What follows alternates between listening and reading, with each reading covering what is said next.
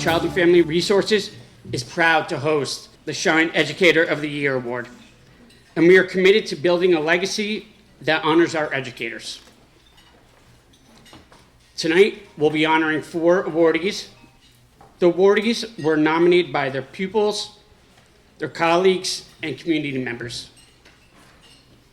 It is my hope that as the evening begins, you'll be inspired and proud that we have such an impressive group of educators in this room and our community. So before we begin, I would like to take a moment to recognize an important member of the community and ask that Elaine Gonzalez please come up to give a few words.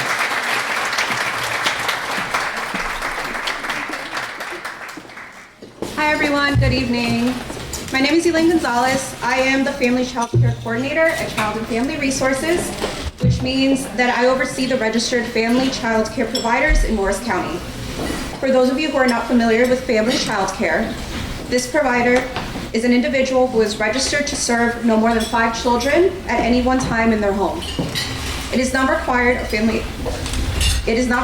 family child care providers to be licensed in the state of New Jersey. Marlene Silva is one of the 33 licensed family child care providers in the Morris County alone. Marlene is dedicated to improving the lives of children by participating in all quality initiatives, and she continues to strive to increase her skills and knowledge through education. Marlene has tirelessly advocated for not only children, families, and providers, but is also an outstanding mentor for other family child care providers in the state of New Jersey. I would like to sincerely congratulate and thank Marlene for her continued commitment and dedication to the highest quality of childcare. At Child and Family Resources, we also work with programs that are enrolled in Grow New Jersey Kids. If you're not familiar with Grow New Jersey Kids, it is a rating and improvement system designed to assess childcare and early learning programs. The Grow New Jersey Kids program is also responsible for providing in-depth training and incentives to not only improve themselves, but to also communicate their level of quality and commitment to the general public. I would wholeheartedly like to give special recognition to Marlene for being Morris County's first rated family child care provider and receiving a prodigious 4 stars. Marlene, if you could please come up to the podium.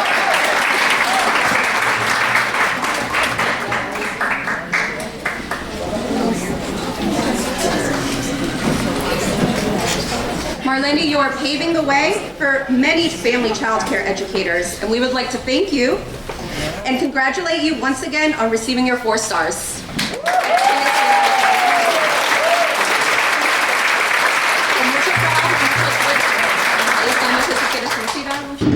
Hello everybody. My English is not good, but I'm trying speaking English. And this is very, very surprise for me. Because it's that I don't wait this.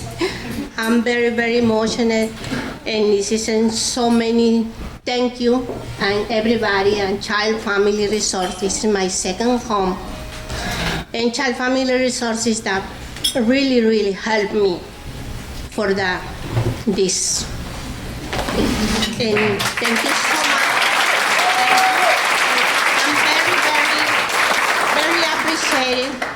I'm very appreciated, and this is really, I'm surprised. I don't know, this is that. Oh my God. Thank you so much. Thank you, and this now is the first time is that participate another family child cares with me, my friends, and I'm very emotional.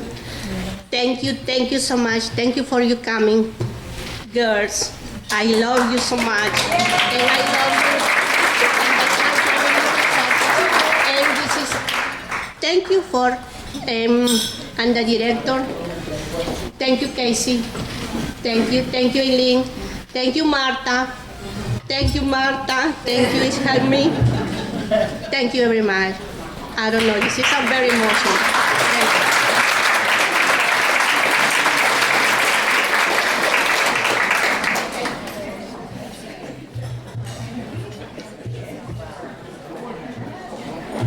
Okay, we'll start with the first awardee. Let's welcome Morris County Sheriff James M. Gannon to present the Community Business Partner Award.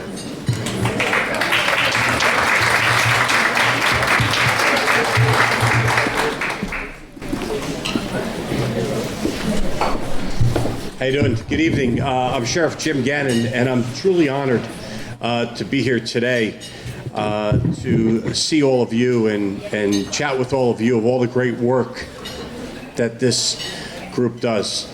But I'm equally proud to recognize that you're recognizing Officer Chelsea Whiting.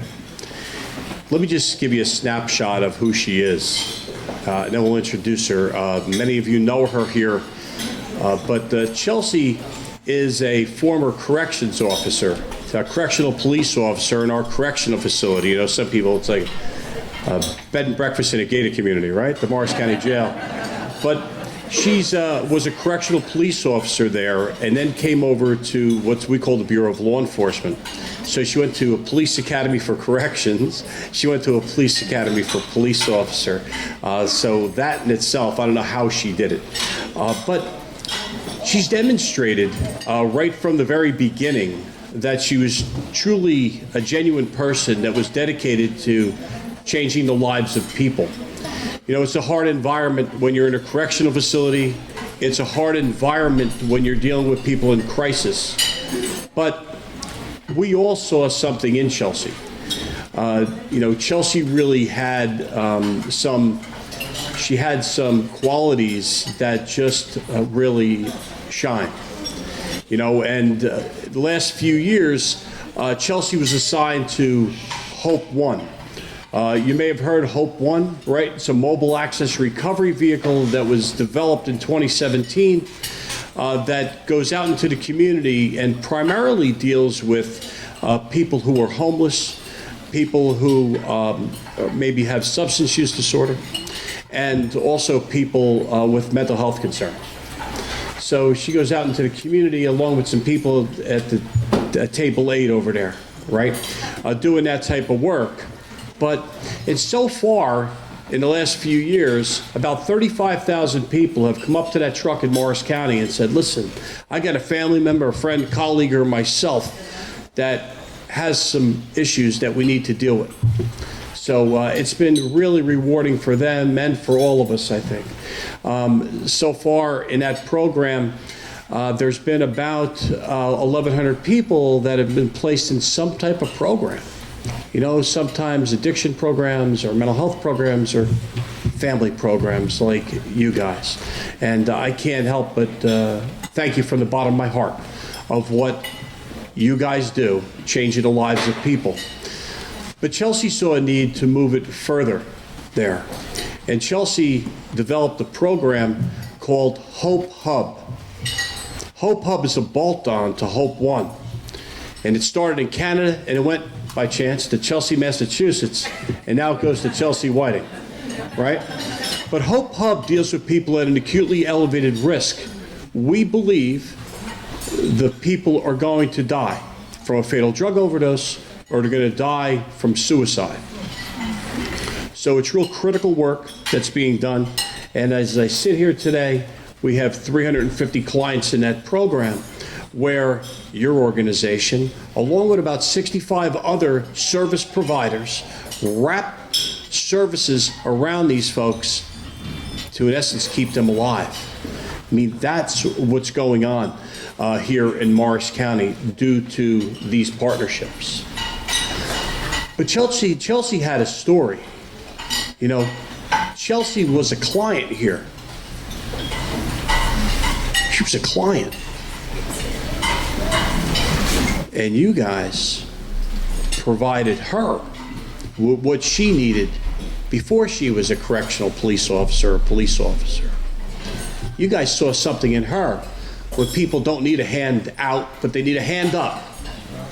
And I think if we all look in the mirror, there's different times in our life we needed a hand up. And Chelsea needed a hand up. And she had her baby, and you guys were there for her. So it comes full circle that you have a client who becomes the community business partner of the year. She's so dedicated as a result of her experiences, what she's seen in her own life, what she's seen in her professional life. But if I could thank all of you for seeing something in a young lady, because you changed her life, and now she's changing the world. It is the success story, you know. So I can't be any prouder. To be perfectly honest with you, her family's here, her beautiful daughter's here, her team's here, and all you guys are here. And I'd like to call up and recognize a Cracker Jack officer, Chelsea Whiting. Come on up.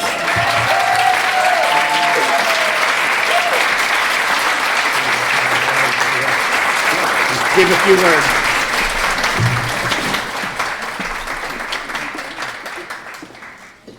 Okay, so I'm Chelsea Whiting. I work for the Morris County Sheriff's Office Hope Hub program.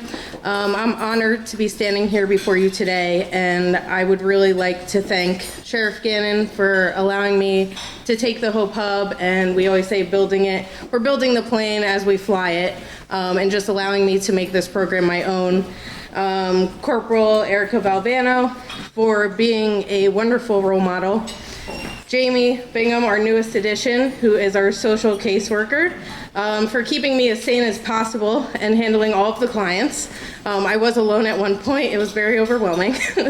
We are at 350 clients, and we just hit our 2-year anniversary on March 5th. So.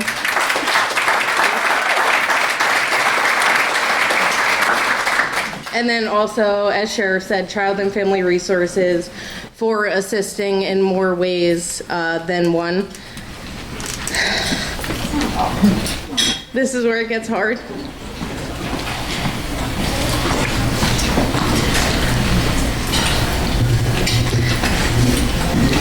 My family for always having my back and putting up with me through the best and worst of times. And of course, my daughter, Emma, who motivates me and pushes me through every single time I have a hard spot or a hard patch in my life. This is for you.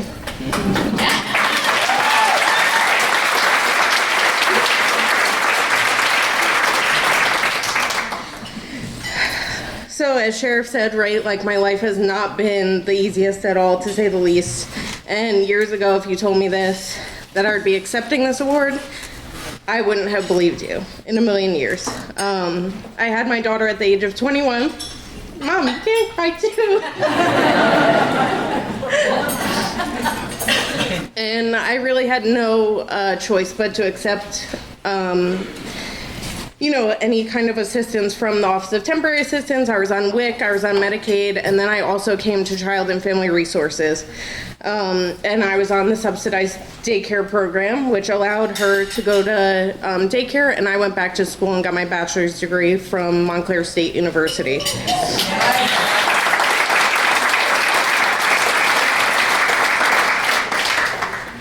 So in my personal experience, every time I called Child and Family Resources, they were more helpful than the last person that I dealt with, to be honest with you. And it's really hard to find that in an agency. I can tell you, I work with so many different agencies, and just having, my mom would sometimes submit the paperwork, I would submit the paperwork, we were all over the place. I had a newborn, I was 21, I had no idea what the heck I was doing, let's be honest. There's no, guide or book to help raise a child, that's for sure. Especially when you're on your own. So, of course now I'm just going rogue because I am the wild card of the Sheriff's Office. So I can't always keep up with my speeches, but I will show up at Child and Family Resources, sometimes unannounced, just to kind of give a little surprise, and they're always there to greet me with diapers, wipes, formula, whatever I need for the Hope Hub clients. So not only do they bring me clients, they actually also give back to the clients diapers, anything that they need, subsidized daycare camp. We've seen it all. Each situation is so different from the last. We have over 57 providers right now that work with all different types of individuals, right? We never meet a situation or a client that's in the same situation or phase as the last person. It just never happens that way. I'm sure Charlene and Melissa can tell you. And you can just really tell that every time they open their door, they just want to change the lives and help others. So I am super appreciative for that. After I had my daughter, I always strive to get back on my feet. So that's when she was a few months old, I actually ended up going back to school. And one of the requirements back then was if you were going to school full-time or working full-time, you would be afforded subsidized daycare. So I paid, thankfully, not much at all. And she was able to go to daycare. She was able to communicate with different kids and kind of be around kids, because at that point, 21, none of your friends are having kids. They're all at the bars, right? You're kind of a loner. And then, as Sheriff said, I started working at the Morris County Correctional Facility. And then I was actually afforded the opportunity to move to the Bureau of Law Enforcement. So I did go to 2 academies back to back. I'm not sure how I did it either, to be honest.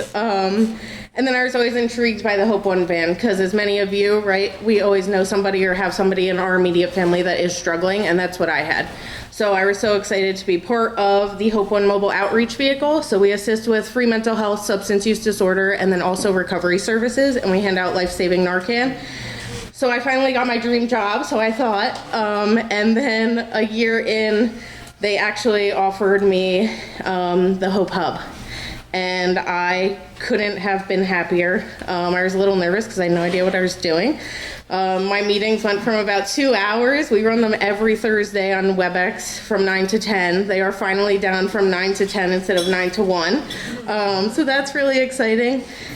And, you know, I just continuously hope that I make my family proud, and especially my daughter. And, you know, it's like when you want to give up, you just have to keep moving. You just got to keep moving. So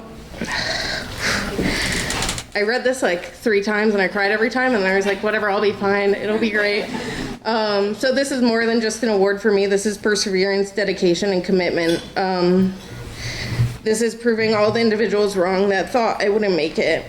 And as a person who grew up extremely young, struggled, and needed assistance, has come full circle, I'm able to help individuals who are currently in similar situations to mine.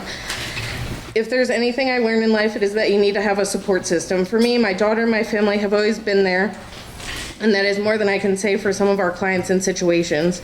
Hope Hub and Hope One strives to be the ear that listens and supports these individuals that they can lean on during their tough times, and let's be honest, it's hard to make it through life alone. I stand before you here today with 350 clients, and I made it, and they will make it too. The key to success is wanting to help yourself, even when others are doubting you. That's all I got, Sheriff.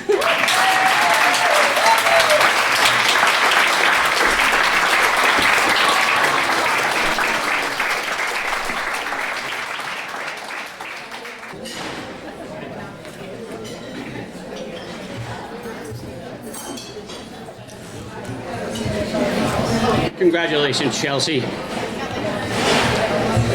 Now, please join us in welcoming Assemblywoman Aurora Dunn, presenting the Higher Education Award. Thank you. Good evening, everyone. You know, there was mention of how educators are the most important job. I agree wholeheartedly. And as an assemblywoman or a legislator, a representative, an advocate, I feel that part of my role is to educate. It's to inform, educate, but also elevate. It's kind of what I live by. But notice I didn't put educate first, because I leave that up to you. And I think lawmakers need to get out of the way of educators, more so, especially in today's environment. You know, at the cocktail hour, we got to have some small talk, and I mentioned when I first was elected to office, I was only in a few months, and this was one of the first invitations I received. It's like, oh, they know I'm out there. And I was just so humbled, and I've been attending ever since, and you know why it's one of my favorite events? Because it celebrates the doers, the unsung heroes. not the biggest benefactor of the board or the latest hotshot politician. It's the people that are on the ground and really doing and delivering God's work. And I feel honored to be among you. And every day in Trenton, I'm always thinking of you and making sure that we are implementing policies that support your work. And COVID was truly a test, wasn't it? Boy, was that tough. And we know that there are several centers and facilities that have not returned. And Morris County, and I just love reminding my colleagues down in Trenton because they think, oh, you're Morris County, you're spoiled, you've got it made. We are, as you know, a child care desert, particularly when it comes to infant care. So I was proud to work on making sure that the subsidy then was restored, but also applied to not enrollment. It was not enrollment based. Sorry, it was not attendance based, but it was enrollment based, and we'll continue to fight for that to make that permanent.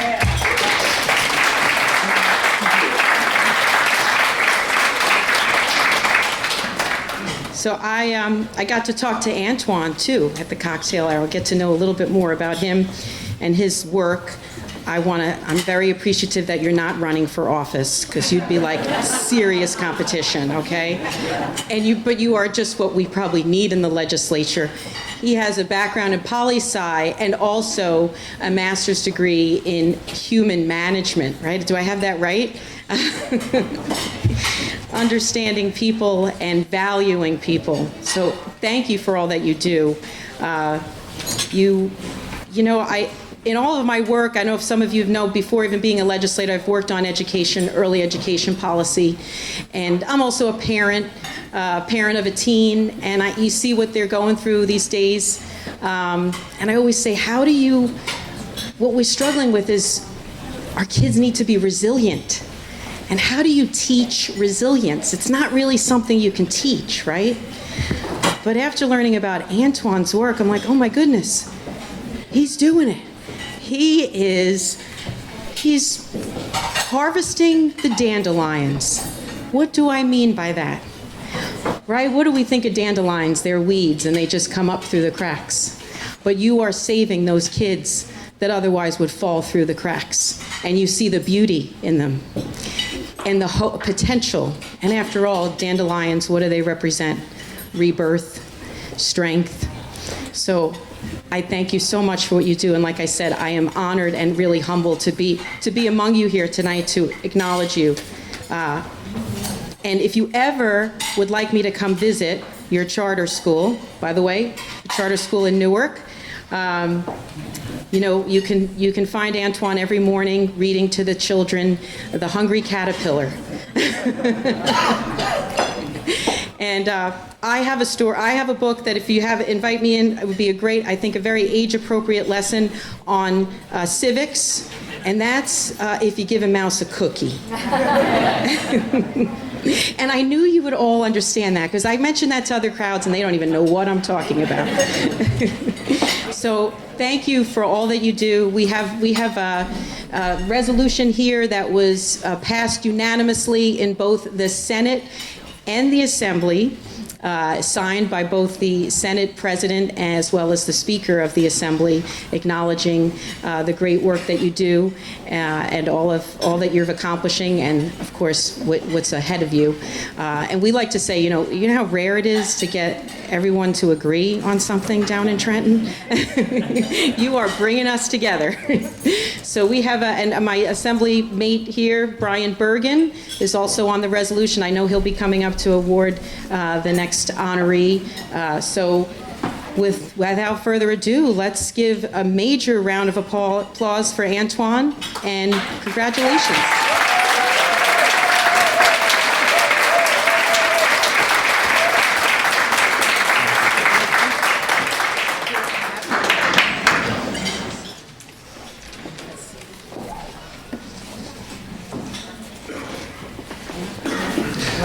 Well, thank you very much, Assemblywoman Dunn. We'll give this to you. I won't. We're not reading it. Okay. So I want to start off by just saying good evening. It's a pleasure and an honor to be here. I want to thank Child and Family Resources of Morris County and my fellow honorees, my family and friends, because it's truly an honor for me to stand before you to humbly accept this recognition. I'd like to thank the organization and Annette, who surprisingly, unknowingly to me, nominated me, which was super cool, and the organization for considering me worthy to be considered Educator of the Year. I'd like to thank my mom, who flew in from Wisconsin to join in the celebration.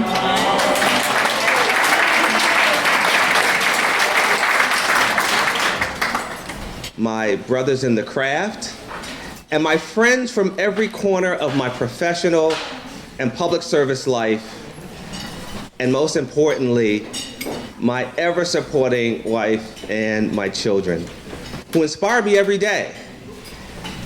You know, I'm so blessed because whenever I have an opportunity to be of service to the community, she doesn't say to me, again? With like 20 question marks behind it.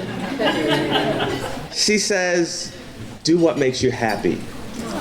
And I couldn't be more proud to be a part of this partnership. So in sharing my brief message, I want to start off by sharing a secret that can't leave this room. You can't leave this room. I'm recognized as the Educator of the Year, but growing up as a child, I didn't like school. And amazingly, I went to my 40th middle school reunion a couple years ago. And we actually had a couple of our teachers actually attend the dinner.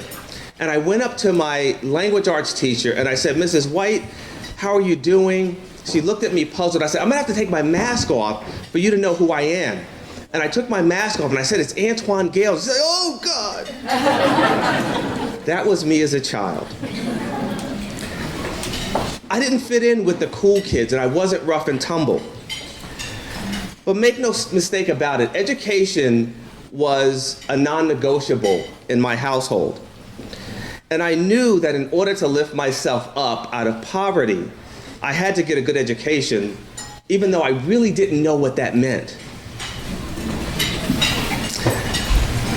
I had some academic skills, I did, but I felt woefully underprepared when I entered college at Swarthmore College in the late 90s. But the light bulb didn't really go off until I was maybe in my 20s, and I was a young graduate student at Brandeis University. And after graduation, I was still kind of enamored with the lights and glitz and glamour of Wall Street. And so that's where I headed after I left Brandeis. And while I had a great job working on the street, I wasn't really connected to the work, so every day was a struggle. But then I found something amazing. I found education in 1999. I began to see an opportunity to make a difference for young people who look like me, whose experiences resonated with me. And I finally found my passion. I found my why. I, along with countless others, are a testament that with caring adults in their lives, a safe place to learn and grow, a marketable skill, and a way to give back to your community, your income or socioeconomic status will not determine your outcome. I'm also a testament to the idea that no person is an island unto themselves. So while I stand here as the higher education honoree, I accept this award on behalf of the organizations and institutions that have allowed me to be an ambassador for your mission, to inspire young minds towards achieving their goals, to play a small role in shaping the trajectory of our future thought leaders and doers through public service, whether it's on the Mount Olive Board of Education and the West Cap, youth mentoring through Flanders United Methodist Church, David Shoes, and Widow Sons Lodge number 5.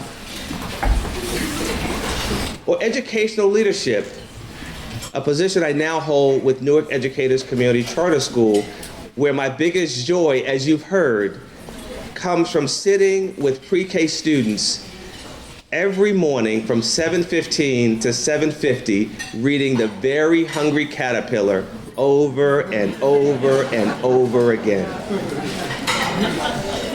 I also took joy in assisting college-bound high school students overcome the barriers of remedial courses at CCM, and I've also been an adjunct professor at the university level. So my goal is to serve as a role model and share the possibilities, the options, and the opportunities that exist and those that are yet to be created. To instill the idea that through education, you can gain knowledge. From knowledge, we embark on a lifetime journey seeking wisdom and understanding. So as I close, I want to share this final thought that I know we all know, so I'm preaching to the choir. That a good education, an education that is grounded in good character education, problem finding, problem solving, real world problem solving, where students can discuss, debate, hypothesize, experiment, and fail forward to success, is the most effective strategy to leveling the playing field of inequities that exist in our society. And on that note, I want to thank you all for your time and attention, and thank you, Child and Family Resources, for the opportunity to stand before you.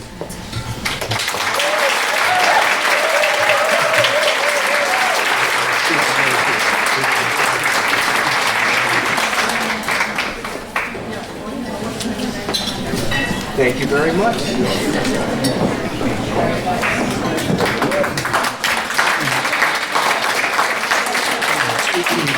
Congratulations. Now, please join me in welcoming, Assembly Brian Bergen, presenting the district-based awardees.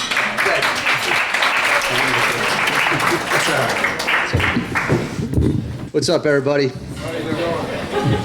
My name is Assemblyman Brian Bergen. This is one of my favorite nights of the year. Actually, it's one of the very few events that you can snooker me into sitting down for dinner. Normally, I'm an Irish goodbye kind of fella, but here I really do enjoy being here for this event. So today I have the absolute honor to introduce the district-based awardee, Jerry Papa. And before I bring him up here, I just want to say a couple words about him. You know, I'm a small business owner myself. In addition to being a legislator, I own 2 small companies. If you don't know this, 90% of the businesses in the state of New Jersey are small businesses. 50% of all employees in the state of New Jersey are employed by small businesses. The current success of our economy and the future success of our economy rests on the back of small businesses, and particularly entrepreneurs. Those young entrepreneurs are created in classrooms like Jerry offers today. He teaches business he teaches business at Parsippany. I'm recapping the last speech here for a second. Hold on a second. So he teaches business at Parsippany High School, which is creating the next version of entrepreneurs who will drive the economic engine that makes our country great. And without the tools that Jerry's providing every single day, he's been doing it for 12 years now, those next future of business leaders are going to have a much harder go. They're going to have to kind of learn on the fly like some of us have had to do, who didn't get the benefit of having a great teacher who has business experience teaching this entrepreneurship in the classroom today. So he's doing a fantastic job. I don't even have to say anything good about him. He's no longer a voter of mine, so I'm doing this truly from the heart. But Jerry really, truly is creating the next version of the future leader in the business community. So thank you very much, Jerry, and come on up to accept your award.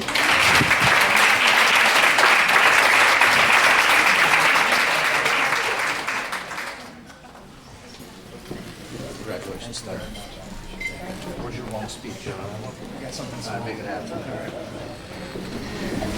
All right, good evening, everybody. There's some tough acts to follow, so I'm going to try to keep this short, sweet, concise. But I wanted to thank Child and Family Resources for nominating me to this position. A little backstory about me.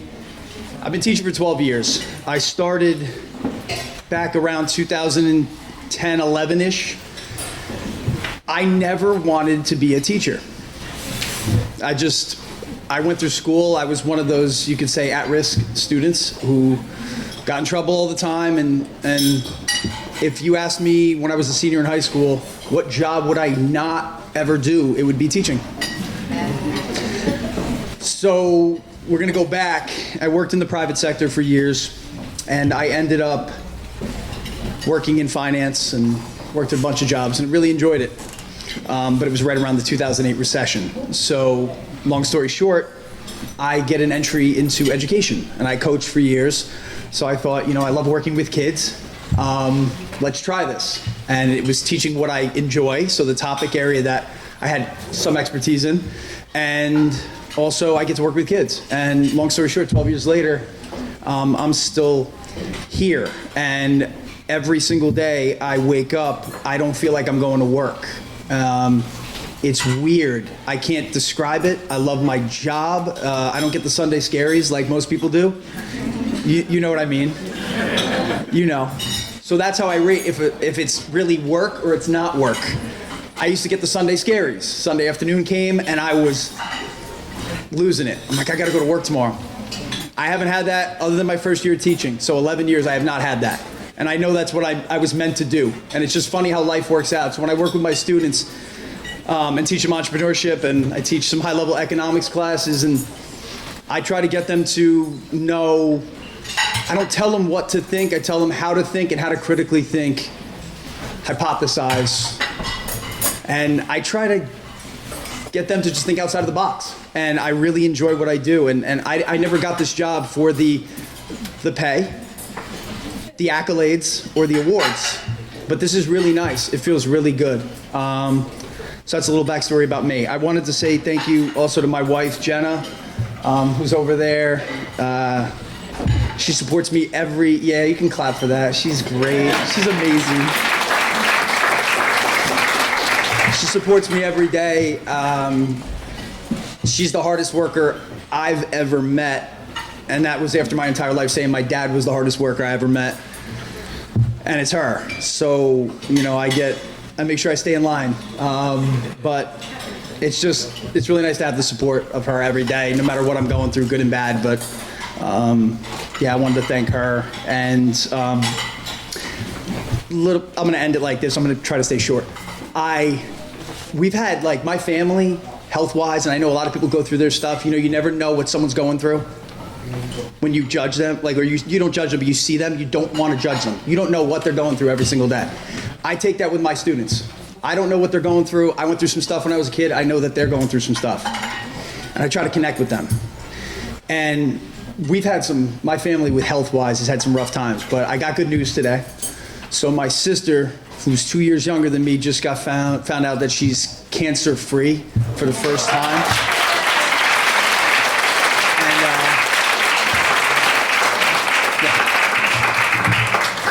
My wife's going to tell her I said that. She's going to be very happy. But I got that news earlier, about 5-6 hours ago, and we've had a lot of rough times. I know with COVID, everything, and I know a lot of you probably have too. But we've had a lot of rough times. But today was a really good day. I got nominated for this, and I got that news. I was really happy. So, again, tough acts to follow, but that's my speech. So, thank you so much for having me.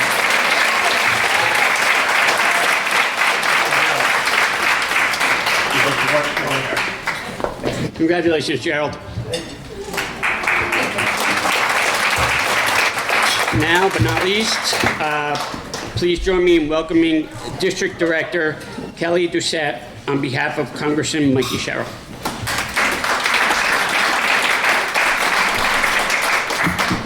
Thanks so much for having me here tonight. It's my honor to present this award on behalf of Congresswoman Sherrill to Early Childhood Awardee Susan O'Donnell.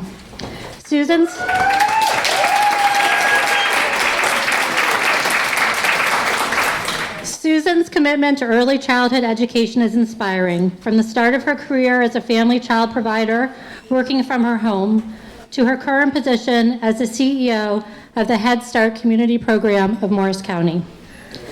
Everyone here this evening understands the incredible impact that quality education in those early years of childhood can have. I mean, literally everybody in this room understands that.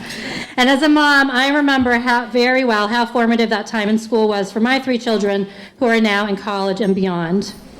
The connections being built in the brain at those young ages serve as the earliest building blocks for critical thinking and intellectual curiosity, sparking the confidence and belief in oneself that can lead to a lifetime of opportunity, as we've heard so beautifully this evening.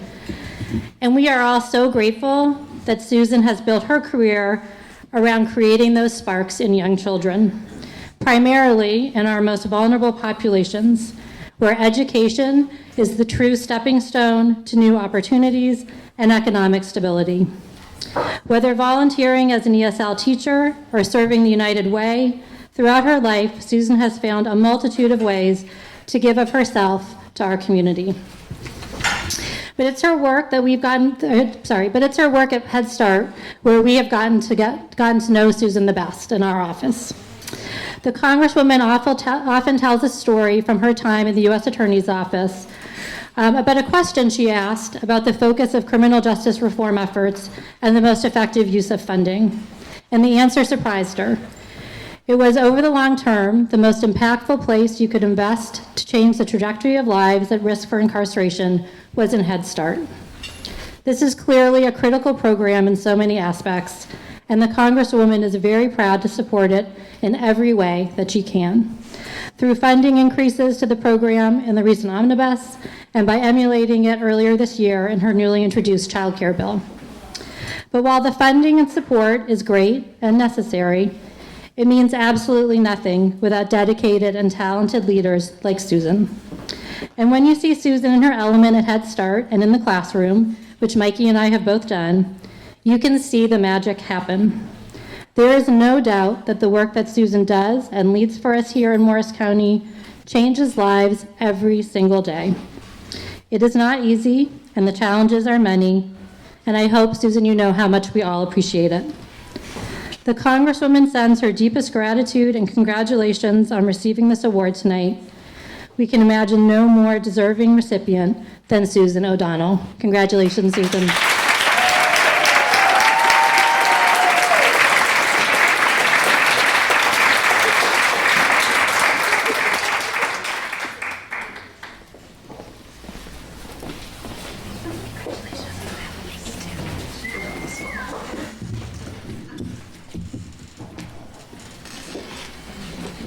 Thank you, Callie, and thank you to Congresswoman Cheryl as well.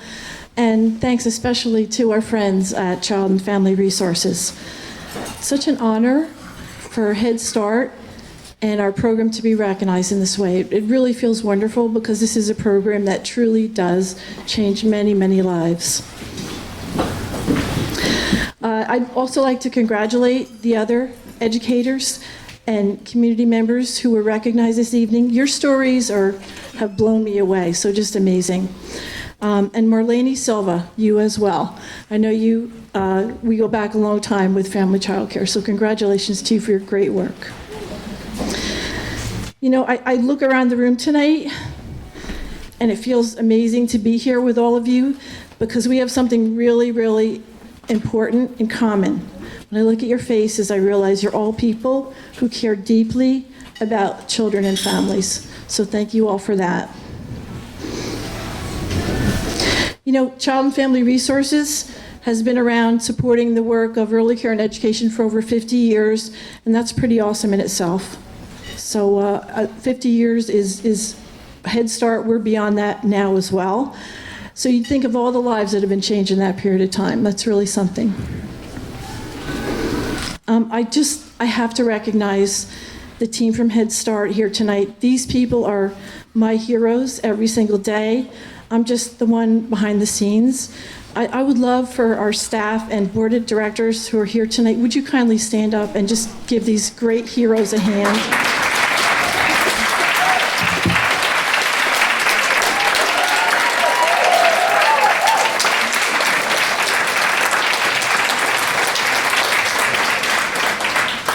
Love you guys. You make me so proud every day, the work you do.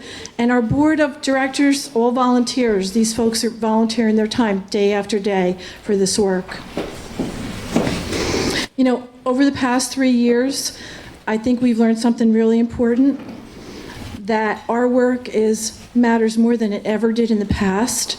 And those early socialization opportunities that children have at Head Start and at programs like Head Start are absolutely life-changing for them. It makes all the difference in the world, and it makes a difference today, tomorrow, and far into the future.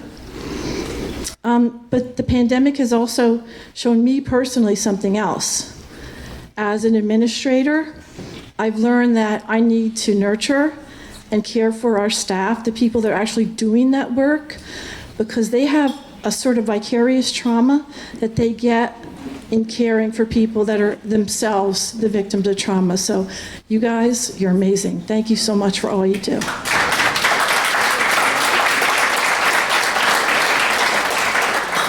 So at Head Start, we call this work heart work, right? We have a new logo that has a heart on it because we really thought this describes what it is. If you hear people from Head Start, they always talk about heart work. And I can tell you that people aren't doing this work for any other reason than that it's their heart. So think about who's here today, and I commend every single one of you. You're investing in children. You are supporting families, and most of all, you're taking care of the future. So it's not about us, the people who are being honored, it's about every single one of you doing this work in the room. Thank you so much, all of you. God bless.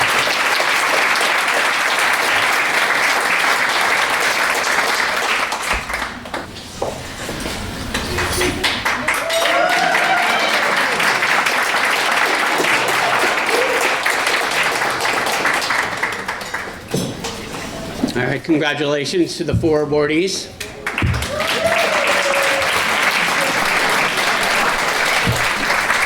Now, while they're serving dinner, we put together, well, not we, put together a video for our 4 awardees.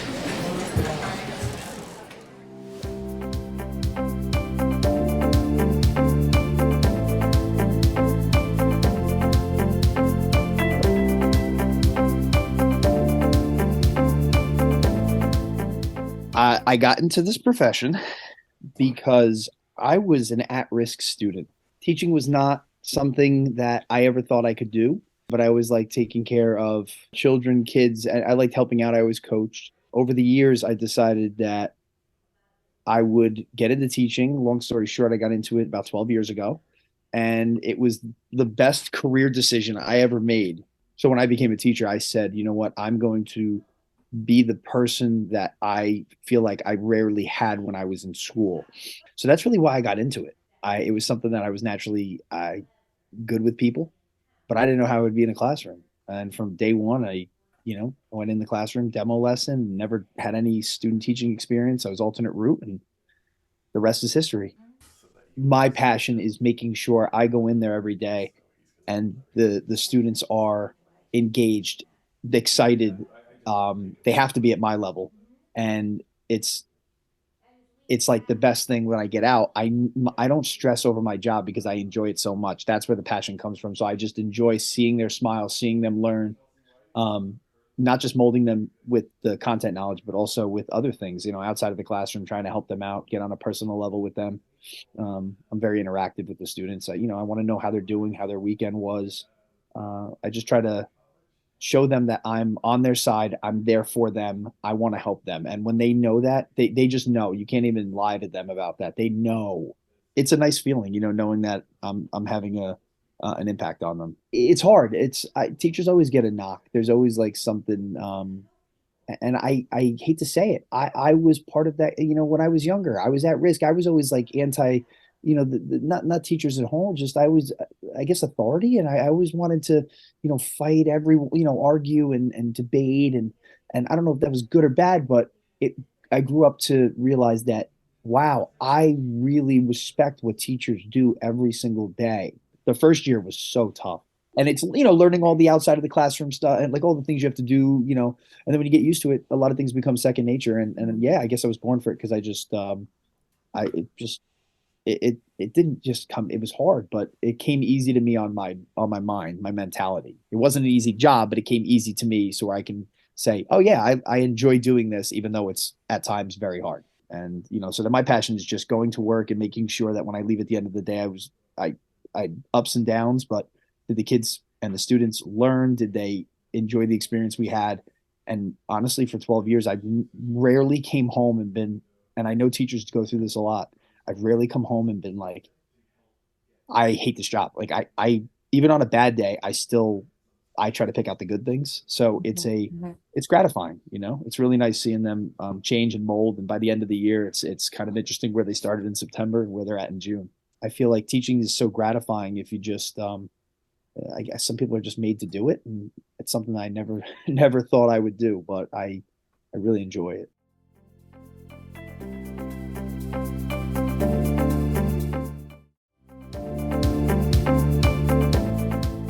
The funny thing about this is I didn't really choose this profession.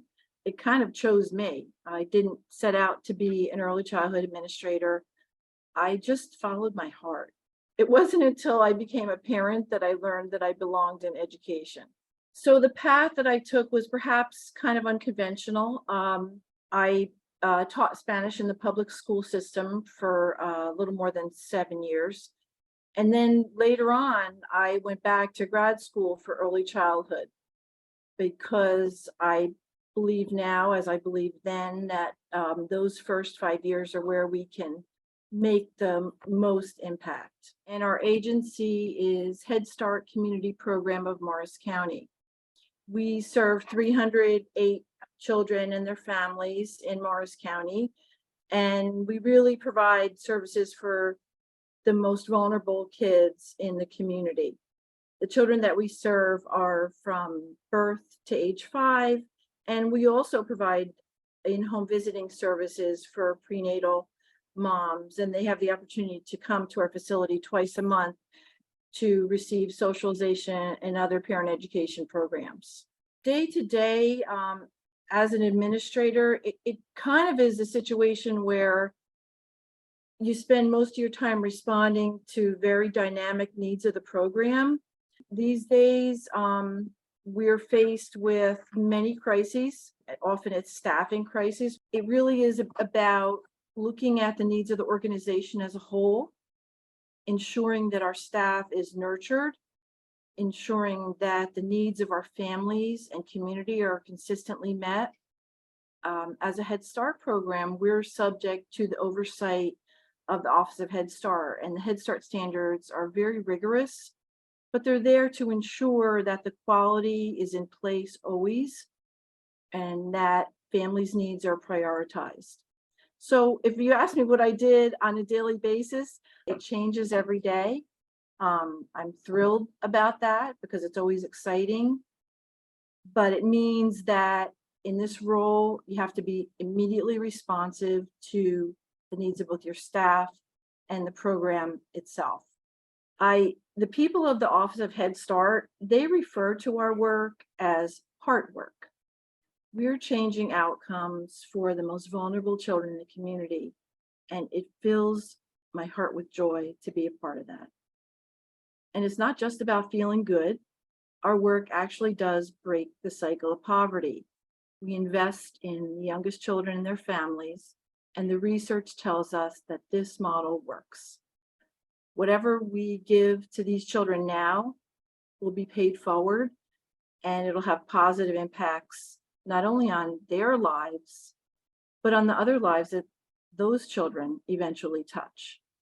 That right there is the reason why I'm still excited about coming to work every day, why I'm passionate, and that's true even on the hard days. But I look at the faces of those babies and children, and I know that they're the future. It's easy to put your heart into something that brings happiness to a child.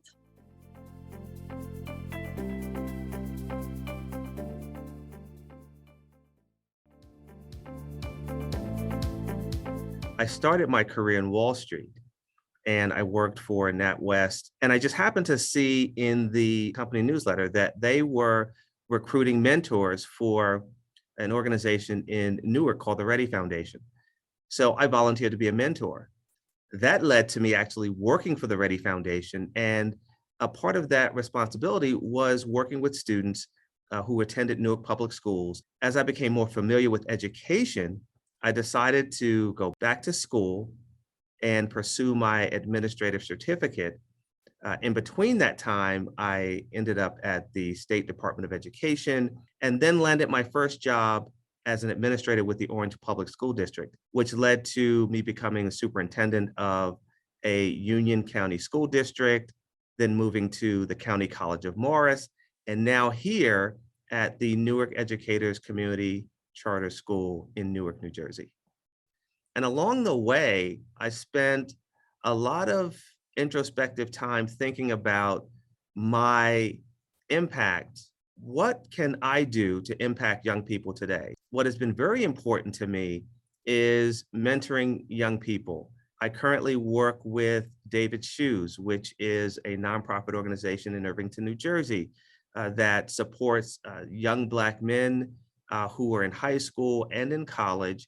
And the focus is to reduce the number of gun-related incidents that these young men experience in their lives. And it's been a wonderful experience. I currently sit on the board of Norwest Cap, which is one of the largest community action programs in New Jersey. In the educational and professional field, I've encountered so many young men who have impacted me. In particular, you think about young men who are looking for positive role models, individuals to interact with and connect with, someone who can provide them the kind of guidance and conversation and resources and networking that they need to be successful. And that has helped guide me in my volunteer work and even in my professional work as an educator. We do the things that we do not because we want recognition, but because it's a passion of ours, and to establish that kind of positive presence in our sphere of influence and in our communities. So this is truly an honor to be recognized for something that you would just consider a natural part of what you do on a daily basis. And I'm truly appreciative. And I want to thank the organization again and congratulate my fellow recipients and all of the organizations that have allowed me to be of service to them, their communities, and the children under their charge, because without them, this too would not be possible.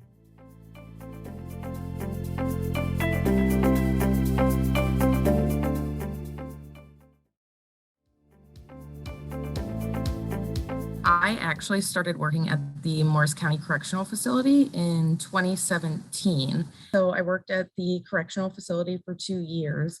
And then I actually transferred over to the Morris County Sheriff's Office Bureau of Law Enforcement. And 6 months in, I was able to put in a request to work on Hope One. And about 6 months later, they asked me to start running my own program, which is called the Hope Hub, which is an extension of Hope One. Hope One is our mobile outreach recovery vehicle. And we offer free mental health, substance use disorder services, and recovery services. And then we also give out Narcan for free. So essentially what we do is we kind of just get the information out there. We do have a peer recovery specialist from CARES, which is the Center for Addiction, Recovery, Education, and Success. And we have a mental health professional from MHA. In 2021, we kind of saw a need for additional services, right, to connect the individuals that maybe weren't just struggling with substance use or mental health. And that's where the Hope Hub came in. So it's really dealing with people that are at an acutely elevated risk. So in other words, if we don't intervene, something bad will happen to them, either death by suicide or by overdose. Also on Hope One, we provide homeless outreach. So once a month, we actually go into the encampments. There's approximately 350 documented homeless individuals in Morris County. And we go and we visit them. We actually get bags and food from the Church of Notre Dame. And we go and we offer them services. In 2021, we had 138 referrals that were received. 119 situations were identified as AER. So that's the acutely elevated risk that we were talking about before. And it was reduced in 114 situations, giving us a 96% success rate. We also look at the drug-related deaths and deaths by suicide here in Morris County. So in 2021, we were at 84 drug-related deaths, and in 2022, we were at 74. So we decreased by 11.9% since the inception of Hope Hub. And then deaths by suicide in 2021, we were at 43, and in 2022, we were at 28. So we actually decreased that by 34.88%, which is just outstanding. I feel like I'm able to put myself in a lot of different situations, right? I didn't have the easiest life growing up, and I'm just able to really empathize with the person and kind of understand what they're going through, even if I haven't been there myself. I think it's like every day is something different. Every client that we meet, they're going through a different situation. And I just absolutely love helping people. It's like my passion in life.